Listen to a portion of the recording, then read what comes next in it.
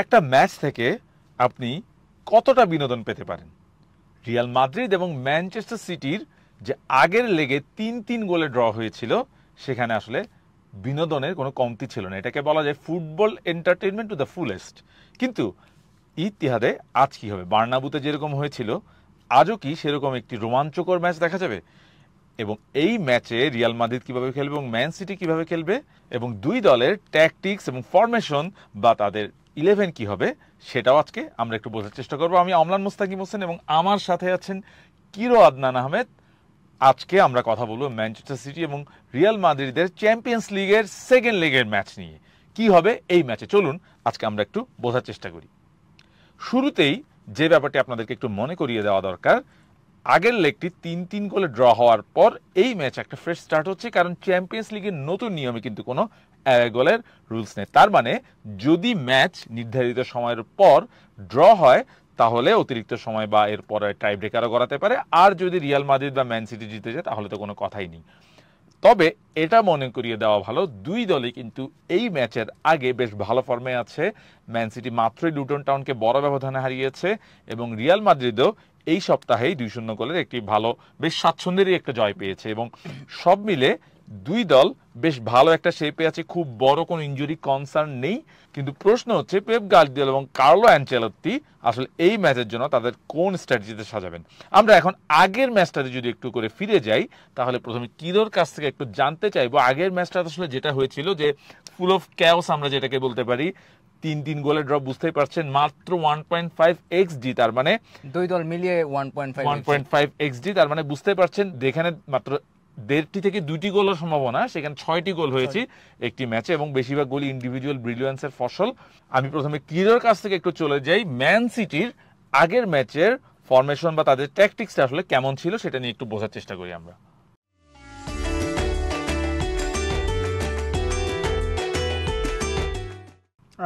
আমি প্রথমে বলতে চাই যে দুই টিমের মাঝখানকার কন্ট্রাস্টটা কিন্তু একদমই চোখে পড়ার মতো। আমরা জানি যে এই দুই টিম হচ্ছে, বলতে পারেন আপনি এই মুহূর্তে ওয়ার্ল্ডের বেস্ট দুইটা টিম, অ্যান্ড ওদের যে কন্টেস্ট সেটাকে আমরা বলতে পারি যে চ্যাম্পিয়ন্স লিগের এল ক্লাসিকো টাইপ, কারণ তারা সচরাচরই প্রতি মৌসুমে তারা মুখোমুখি হচ্ছে, প্রতি মৌসুমে কিন্তু আমরা এল ক্লাসিকো টাইপ একটা কন্টেস্ট পাচ্ছি। সো আমরা এখন বোর্ডে ফিরে যাই। আগের ম্যাচে ম্যান সিটি যেভাবে ফরমেশন সাজিয়েছে, তারা ইউজুয়ালি যেভাবে সাজায় 3-2-4-1 বা আপনি বলতে পারেন 3-box-3 ফরমেশনে। এখানে হচ্ছে মিডফিল্ডে বক্স 3, ডিফেন্সে আমরা জানি যে ওয়াকার ছিল না, সো ওয়াকারের জায়গায় খেলেছেন আকানজি, জন স্টোনস আবার ব্যাক করেছিলেন, সো রদ্রির সাথে জন স্টোনস ছিলেন মিডফিল্ডে, আর সামনে ইউজুয়াল কেডিবি ছিলেন না, সো কেডিবির জায়গায় কোভাচিচ খেলেছেন এখানে, তার সাথে ফোডেন, এবং দুই ফ্ল্যাঙ্কে খেলেছেন হচ্ছে এখানে গ্রিলিশ এবং এই পাশে হচ্ছে বার্নার্ডো সিলভা, আর সামনে তো হ্যালান্ডি। সো আমরা জানি যে সিটি সবসময় ম্যাচের কন্ট্রোলটা নিজের পায়ে রাখতে চায়। গার্দিওলা পজিশন নিয়ে অফসেট, তো তিনি চাইবেন যে সিংহভাগ পজিশন যেন তার টিমের পায়ে থাকে। সো সেটা করার জন্য সবসময় যেটা করেন যে মিডফিল্ডটা ওভারক্রাউড করার চেষ্টা করেন। আমরা জানি যে বক্স মিডফিল্ড ফরমেশনটাই কিন্তু আসলে মিডফিল্ডটা ওভারক্রাউড করার জন্য অনেকটা যথেষ্ট, এবং আমরা জানি যে এই চারজনই কিন্তু ট্যাকটিক্যালি এবং টেকনিক্যালি দুইভাবেই খুবই সুপিরিয়র ফুটবলার। সো যেটা হয় সিটি অ্যাজ ইউজুয়াল তারা মিডফিল্ডের দখলটা তারা নিয়ে নেয়, এবং রিয়াল মাদ্রিদ যেটা করে তার বিপরীতে, রিয়াল মাদ্রিদ কিন্তু মিডফিল্ডে তাদের পায়ে যখন বল, তারা কিন্তু মিডফিল্ডে তেমন বল রাখেনি, কারণ হচ্ছে সিটি কিন্তু বল উইন করাতেও মানে আউট অফ পজিশনও তারা মিডফিল্ডে অনেক ভালো। সো যেটা হয়েছে তারা মিডফিল্ডে বলের দখল রেখেছে, তাদের ম্যাচে তাদের পজিশন ছিল হচ্ছে আমরা জানি 62%-এর মতো, অ্যান্ড রিয়ালের কিন্তু গত 3 বছরে এত কম পজিশন কখনো ছিল না। কিন্তু সেটা করার পরও তারা কিন্তু এনাফ পেনিট্রেশন ক্রিয়েট করতে পারেনি। আমরা জানি যে তারা যে 3টা গোলই দিয়েছে, প্রথম গোলটা ছিল হচ্ছে বার্নার্ডো সিলভার ফ্রি কিক থেকে, সেটাও কিন্তু গোলকিপারের কিছুটা ব্লান্ডার ছিল। তারপরের গোলটা ছিল হচ্ছে ফোডেন যেটা করেছে, উনি ফোডেনের ট্রেডমার্ক গোল বলতে পারেন, উনি হচ্ছে এখান থেকে এক টাচে বলটা রিসিভ করে আরেক টাচে শট নিয়ে গোল দিয়েছেন, এটা কাইন্ড অফ তার ট্রেডমার্ক গোল। আর দেন থার্ড গোলটা হয়েছে ভার্দিওল এই পাশ থেকে, নরমালি তিনি কখনোই এখানে চলে এসেছেন, এইখানে তিনি এসে কিন্তু এখান থেকে তিনি শটটা নিয়েছেন। নরমালি কিন্তু কখনোই তিনি শট নেন না, এই পাশ থেকে তো নেনই না নরমালি, কখনোই উনি উনার উইক ফুটে যে শট নেবেন সেটা চিন্তাও করতে পারি না আমরা, বাট ওই ম্যাচে উনি নিয়েছেন এবং একটা দারুণ গোল হয়ে গেছে।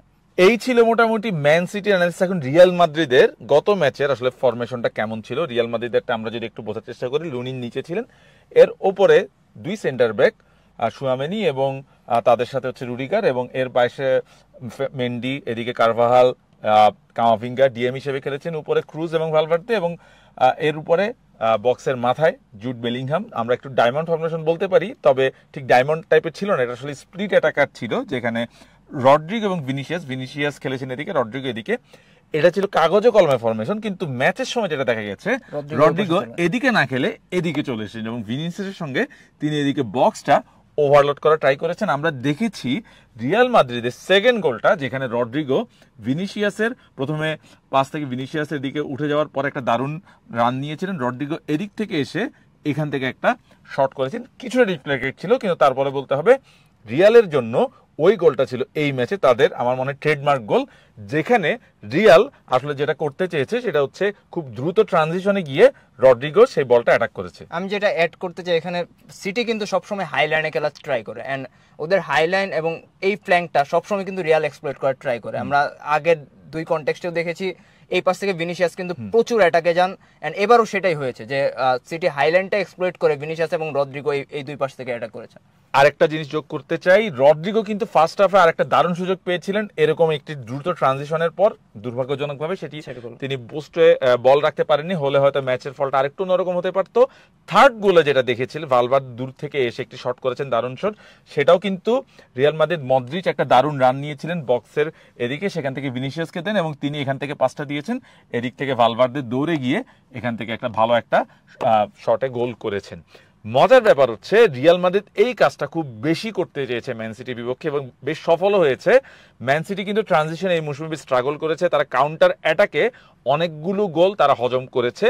এই ব্যাপারটি যতটা না সহজে রিয়াল মাদ্রিদ বার্নাবুতে করেছে, ততটা সহজে ইতিহাদে করতে পারবে কিনা সেটাই আসলে এখন দেখার বিষয়। এ তো গেল আগের ম্যাচের টেকনিক্যাল অ্যানালিসিস। এখন এই ম্যাচে কোনো ফরমেশনে চেঞ্জ হবে কিনা, কি মনে হয় কিরো? ম্যান সিটির স্কোয়াডে বা তাদের ফরমেশনে বা তাদের ট্যাকটিক্সে কি কোনো পরিবর্তন আসবে? এডারসন তো ব্যাক করছেন, আমরা জানি কাইল ওয়াকারও ফিট, সো আই গেস এই দুজন অটো চয়েস, এডারসন ব্যাক করবেন।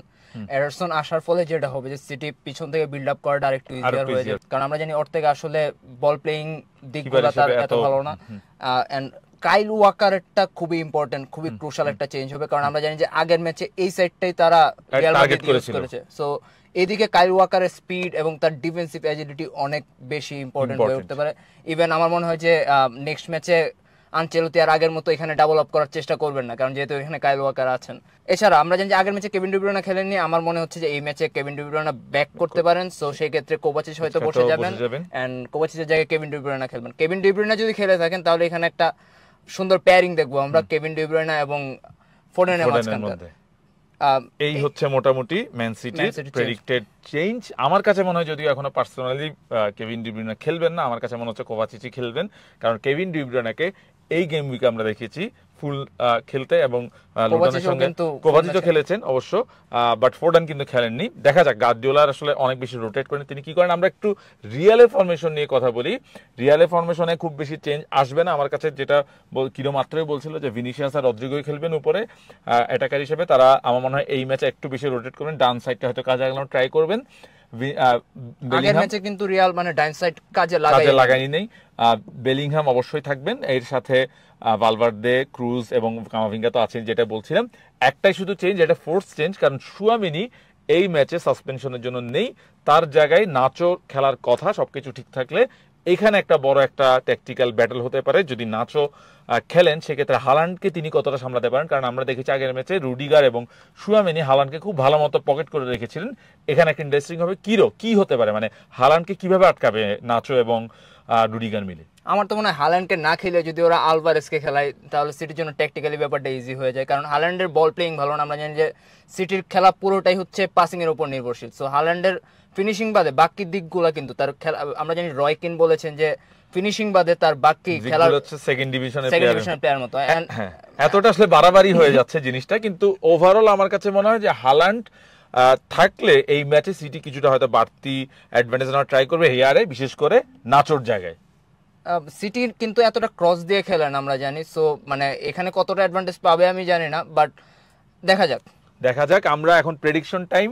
কিরোর কাছ থেকে প্রথমে শুনতে চাই এই ম্যাচের প্রেডিকশন, একদম সংক্ষেপে। কিরো, আপনার প্রেডিকশনটা এই ম্যাচে যদি বলতেন আমাদের। আমার মনে হয় আরেকটা ক্যাওস ম্যাচ হতে যাচ্ছে, বাট আমার কাছে মনে হচ্ছে সিটি এবার জিতবে। আর আমার প্রেডিকশন সেটা হচ্ছে, আমার কাছে মনে হচ্ছে সিটি এবার কন্ট্রোলে নেবে। খুব বেশি আমার মনে হয় আমরা দেখতে পাবো না, যে সিটি ইতিহাদে যেরকম কন্ট্রোল করে এই ম্যাচও কন্ট্রোল করবে। তারপর আমি 2-1 প্রেডিকশন করছি সিটির পক্ষে। এই ছিল মোটামুটি এই ম্যাচ নিয়ে আমাদের অ্যানালিসিস। আপনাদেরকে অনেক ধন্যবাদ সময় নিয়ে দেখার জন্য। আপনাদের প্রেডিকশনটি আপনারা মন্তব্যের ঘরে জানিয়ে দিন। দেখা যাক কার প্রেডিকশন মেলে ম্যাচ শেষে এই ভিডিওটি। ততক্ষণ পর্যন্ত দেখার জন্য আপনাদেরকে অনেক অনেক ধন্যবাদ।